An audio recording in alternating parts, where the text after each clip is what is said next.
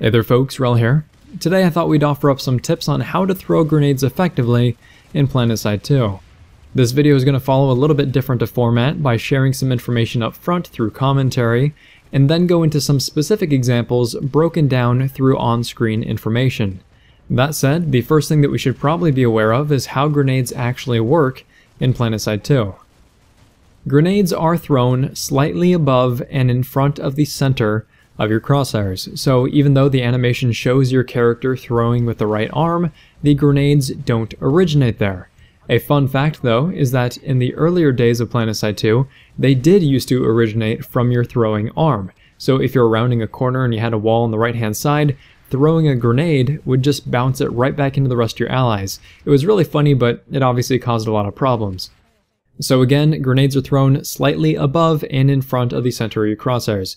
That slightly above bit is especially important because it's the difference between throwing over or under a barrier and bouncing that grenade back into you.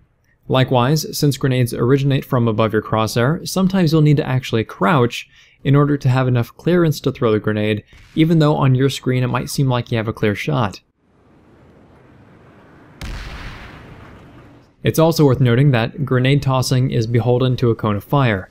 The cone of fire while throwing from the ground is minimal, but if you're jumping or jump jetting, the cone of fire expands a great deal and can make it difficult to get the grenade exactly where you want it. That's not to say that jumping isn't useful, however. When you toss a grenade or a deployable or utility slot item, you're slowed down to a walking speed while that action is being performed. But if you jump and toss your grenade, you're going to retain some of your sprinting momentum, which will keep you from being an easy target. Speaking of momentum though, grenades, rockets, and ammo boxes don't seem to have any inheritance. In other words, if you throw your grenade from the back of a moving harasser or a Valkyrie, it will be thrown as if you were standing still at the location the grenade left your hand. Likewise, when you jump and throw a grenade, it isn't going to increase the distance based on your velocity. It's just going to originate from a bit higher in the air.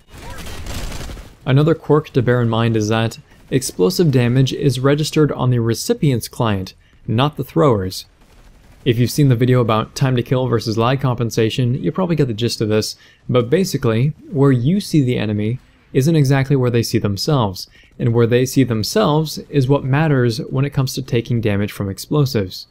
To simplify it, if both you and another player are looking at each other, and you decide to step to the left, there's going to be a delay before the other player sees your action, because the information gets sent to the server, then the server translates that, and sends it back to the other player.